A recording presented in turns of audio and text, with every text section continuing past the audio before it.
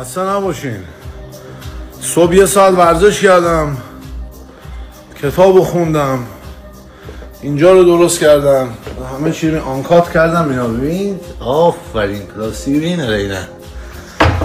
3 تا مهمان دارم. نفر اول اون داداشی منه که توی استارباکس کار میکنه. یک شام سلطنتی ایرانی 7-8 تا غذا گرفتم.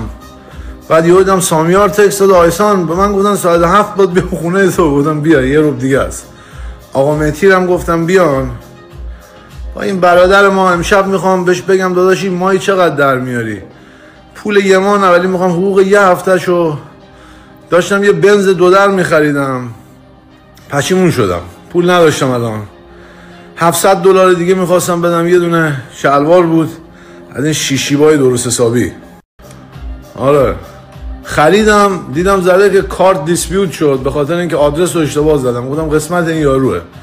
میخوام بدم ماه چقدر، هفته چقدر. میخوام یه پول یه هفتهش هم میخوام اگر اوکی باشه بذارم تو پاکت و شام و با ما بشینه اینجا برای خودش توی جای سلطنتی اینجا برای خودش حال بکنه. این خونه شاید بزرگ نباشه ولی یادت نره انرژی 1.6 بیلیون آدم، شاید یه آدم